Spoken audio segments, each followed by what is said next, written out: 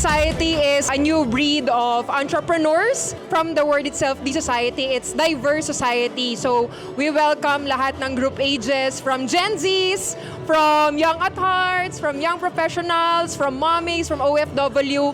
Lahat pwede. We are innovating, we are growing, we are developing. Sa community of people na may mga pangarap. Sa community na marami natutulungan. Move over, Gen Z. The young standards are here. Sosyal.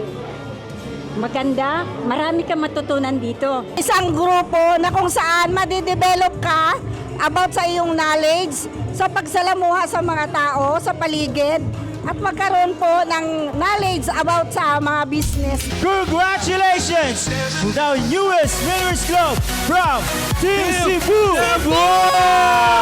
Sir Jomari! Yes, sir! Grabe, first from his Seba. province. Na-hit ko yung first million ko. So ito po yung first check ko.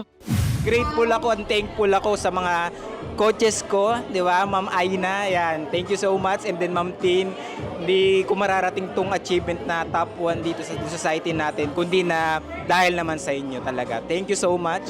Ready na ba kayo malaman yung mga fist bump natin? Si Ma'am Joanna Marie Topino!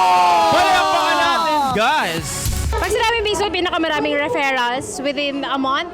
Nagpapasalamat ako sa mga mentors ko, sila Ma'am Tin, Ma'am Aina, Ma'am Karen, kasi napaka hands-on nila sa akin. Isang beses lang magkakaroon ng grupo na ang tawag, Zenith.